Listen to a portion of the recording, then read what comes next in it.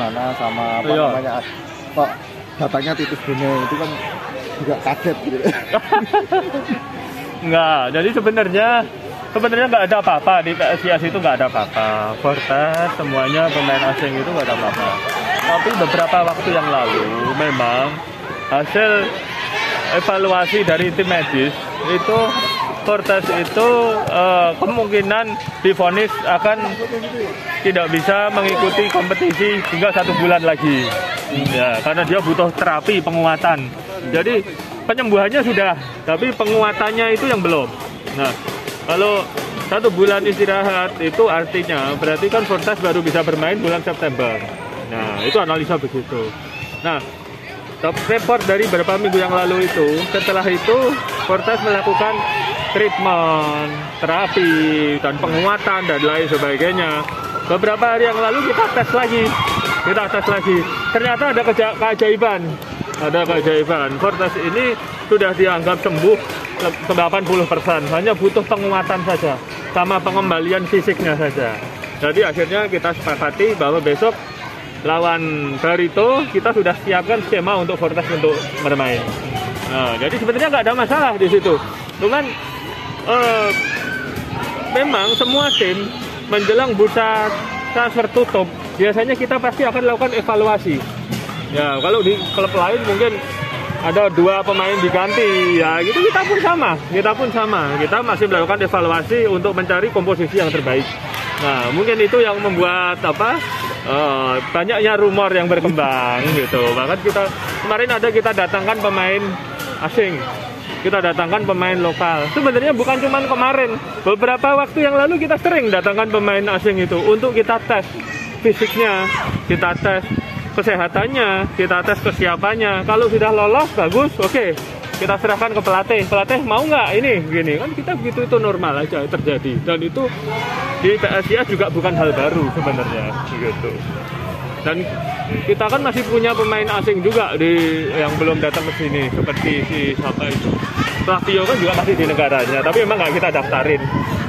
Sebenarnya nggak ada hal baru. Statusnya masih milik PSIS? Masih, karena Flavio masih terikat kontrak 1 tahun lagi. Nah, tapi dia sementara kita pinjamkan di negaranya. Gitu. Maksudnya, ini kan mau penutupan bursa transfer. Ya.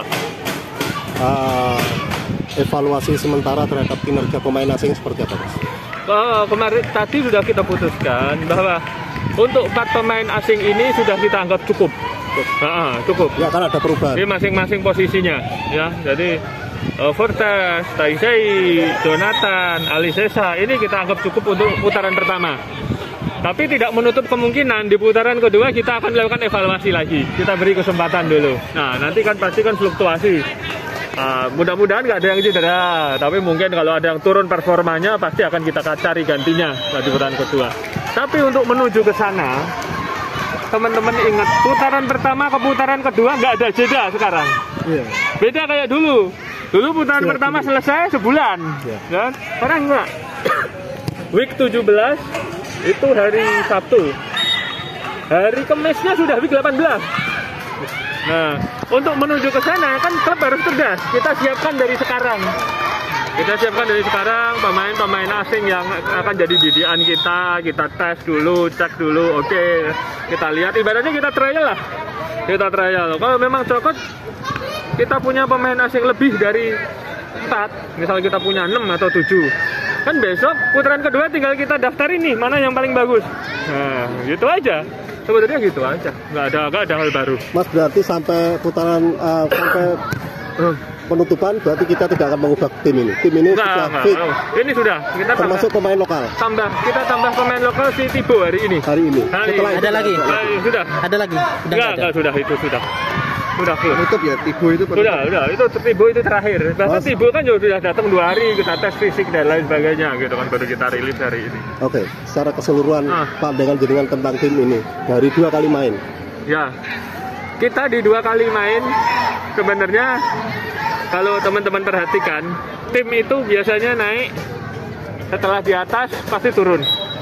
Nah, sayangnya kita naiknya di Piala Presiden. Pas puncak, ya kan? Itu puncak kita lawan Bayangkara. Lawan Bayangkara sebenarnya sudah melandai kalau kita lihat. lawan Arema sudah turun. Kita sekarang ada di titik terbawah. Nah, kita lagi nunggu nih. Munggahnya kapan nih? Sekarang itu ya mudah-mudahan besok pertandingan lawan Barito kita sudah naik lagi. Tapi kalau saya ngelihat 2 pertandingan terakhir, pertandingan pertama kelihatan banget anak-anak itu nervous dengan situasi, dengan apa ya, liga itu atmosfernya ternyata beda dengan Piala Presiden, bebannya pun beda gitu. Walaupun lawannya mungkin dianggap nggak sebagus waktu Piala Presiden, tapi kok berat, karena memang berat.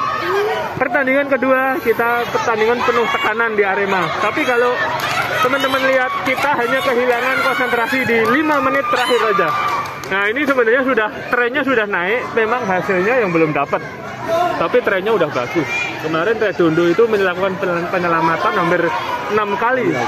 Ya, Taisei Marukawa depan big kiper hampir 5 kali. Nah, itu kan sudah sebuah prestasi yang bagus, karena itu dilakukan di kandang lawan. Itu cukup berat. Mas, kemarin tuh ada foto yang bocor yang Paulo Henrique sama visionya PSIS itu gimana? Ada jawaban nggak, Mas, dari seperti tadi saya sampaikan, sebenarnya bukan hal baru. Oh gitu ya. Ya, Paulo Henrique lah, Lavio lah, Mark Klok lah, apalah, itu bukan hal baru. Ya toh, itu hal lama. Kalau mereka memang kita mau rekrut, pasti harus melewati tes kesehatan lah, tes fisik lah.